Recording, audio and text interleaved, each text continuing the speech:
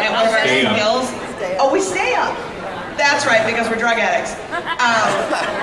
And we share the drugs because we're communists. Therefore, it all works out. So I feel like we have amplification. So this is really great. So joining me all 3 mornings is my lovely co-host, Mr. Cliff Schechter.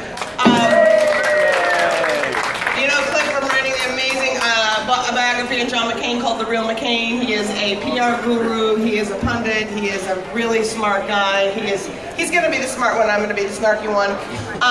Joining us this morning are people who I love. I look around and I haven't seen you in the morning in quite a while, Sam, so it's been great. I know. Sam Cedar from the wonderful podcast and radio show, The Majority Report. One of the most amazing shows on Air America that was on with Ginny and Garofalo. If you listened, Sam is also an incredible filmmaker, an incredible comedian, and just so smart. Sam, I'm so happy you're here. Thanks, Sam. He's marginally smart. Oh, Sam's not on. Come on, Sam. Say something smart. Sam, say something smart. And then Shannon Moore is here. Alaska reporter, Alaska journalist. She's got a television show and a radio show in Alaska. Anything you know and hate about Sarah Palin has usually come from Shannon's reporting. But she's here today to talk to us about this amazing, awful thing that is happening with mining in Alaska that you're going to want to know about. She's also going to tell you about this awareness party, fun salmon fest that she's throwing tonight that you all need to be aware of. I'm Shannon Moore is here. John Sinton. John Sinton is the ultimate inside. The ultimate inside guy. John Sinton is the reason that I got my job at Air America. John Sinton, I was sitting, this was awful. After 9/11 and I had left The Daily Show, I was trying to do other sort of political comedy things. And as you all know, there was just this crazy lockdown on trying to do anything else. And so I was working at MTV doing a spring break show. Literally, I'm the only person at MTV printing out Colin Powell's speech before the UN while actually waiting for bikini models to come in and parade before me. It was horrifying. And that's my punishment. So, I'm sitting in my apartment in LA, desperately wanting to get back to New York, and I get this phone call, and it's John on the phone, and he's like, "Hi Liz, this is John Sinton. We're starting this progressive radio network, and Al Franken said we were looking for a Lizz Winstead type." Do you know anyone? I'm like, well, wow, is my reputation that bad that you just want the good parts of me? I said, the Lizz Winstead actual would be interested. So John was one of the co-founders of Air America. He's been in radio for years. He's been a dedicated progressive, and he's going to talk to you about this amazing new app for your phone. He's in the booth over here all week, but he's got this amazing Progressive Voices app that you can, he's calling every single thing progressive into one app on your phone, so you can go to it, click it, radio host, podcast, media. It's awesome. Yes. And finally, from Pam's House Blend, the Pam in Pam's House Blend, actually. She's a little bit gay. She's really a lesbian, and really, that's amazing. And she exists. She's not a 52-year-old. Yes, and we will be talking all about that with Pam. If you don't know her blog, it is Pam's House Blend. She's an amazing journalist. I'm not going to go into the whole thing because we have to start talking about the news. So let's start talking about the news. Here, meet our panel. Give them all a big hand.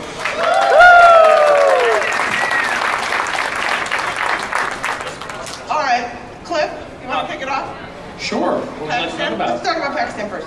Pakistan. It's an interesting place in Asia. Let's start off with Pakistan arrested 5 men for helping the CIA spy on bin Laden's house. I'm not sure if everybody's aware of that. But Pakistani intelligence, the ISI, as they're often known, arrested these guys because a number of them helped the American forces figure out where our young Mr. bin Laden lived, and they're a little bit upset about it. Yeah, they are upset. I mean, it goes to the core, as you read these articles, when people are in your, look, we all hate Osama bin Laden, obviously, but now, see, I kind of like him. He had his moments, you know. Yeah. You just like his survival skills. He'd be good like in the woods. Or hate. I definitely hate Osama bin Laden. Yeah. Yay! You But now what's coming, I think to me, what's interesting about this story, as these guys have been detained, is Pakistan is a sovereign nation. We are reminded. And we are reminded that people, America, have gone into their country without their permission and blown a guy up, and they, you know, and what happens after that? Like, what, you know, how do Americans feel about it? The Pakistanis obviously are pissed, and so what happens? Guys? I'm not convinced that we didn't have permission, and I'm not convinced. Yes. So I don't think in this situation that we really have any sense of exactly what the dynamic was. I mean, you have someone who's supposedly on the run, living in the same villa for 6 years. It doesn't really add up. Not to mention on the run and living in a villa usually don't go hand in hand. No, unless you have the villa on wheels, which is also with your dialysis machine. I mean, I think that we have only the vague outlines of what really is going on there. I mean, I think it was someone in the Pakistani government or secret, the SSI gave up bin Laden. I don't know what the deal was, but I find it very hard to believe that the Pakistanis didn't know that we were coming in there.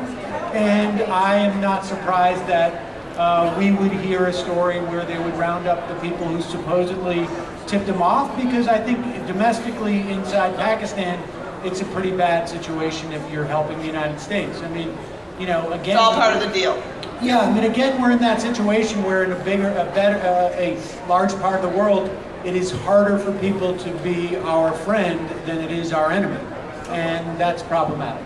But isn't it? I mean, it shouldn't be a surprise. We put like a $25 million bounty on his head, wanted dead or alive. I mean, the fact that people would be wanting to help find him and cash in on him isn't a surprise, is it? I mean, no. What this is coming out with, were these guys like basically sympathetic to the United States government, or were they actually trying to make money to get out of a house being out of dirt? Or thirdly, what Sam said is, has all of this been part of the orchestration of America going in and getting Osama bin Laden, and then now we've captured these guys because we don't like it, but we're really all in on it. So they capture the guys, it's all part of the deal, they save face with the Pakistanis, and on and on and on. Because, I mean, I think that seems like the most plausible thing.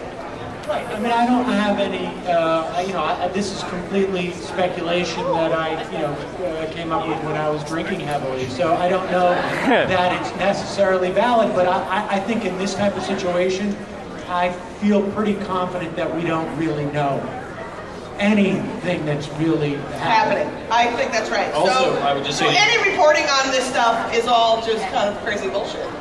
I think to a large extent. I mean, there was a piece, I think it was in The Guardian, that suggested that we had a long-standing deal with Pakistan. Yeah. Supposedly, and when we went in to kill bin Laden, we executed our part of the deal. Or at least we got our get. Not quite clear what our give is. Right. We may know in 6 months, or we may not know at all. My guess is it probably has to do with, maybe we just said, okay with that AQ con stuff, let it rest. Someday give us bin Laden. We I don't know. I think our give is money in the form of foreign aid that we'll continue to give. And I think that this is mostly stagecraft. I think you guys are right. That this is primarily a drama that's playing out over there. That is stagecraft, where everybody knew where he was, everybody knew what we were going to do, and everybody knew that after we did it, they were going to round up the usual suspects. And, it's like the end of Casablanca. I'm shocked to learn that there's gambling. It's also important to know that they were living in the Scarsdale of Pakistan. So when you think about that, I mean, obviously not quite as many Jewish families there, but when you think about that overall, you realize that if you saw that place once they went in, I mean, he wasn't keeping up his end of the bargain. That place was a shite hole. So he was probably dragging down property values for all the colonels and generals. The one takeaway from me was when they kept calling it, $1 million house, I was like, oh wow, contractors suck internationally. That's what you get for $1 million everywhere. That is awesome. And real estate is inflated. All right, so yeah, I know it does feel that way. And there was something I think I was reading in The Guardian where they were talking about you know, the Army General is trying to save face now, and you know, they cut off all access to like food and water to the headquarters where they shoot the drones from, right? So is that a way to even, you know, extract more money out of the U.S.? It's like, oh, look what we can do. We actually have power here. We can actually starve you out, and then you'll have to give us more money. And Leon Panetta's over there, like, you know, talking hands. We have a video. Fuck you.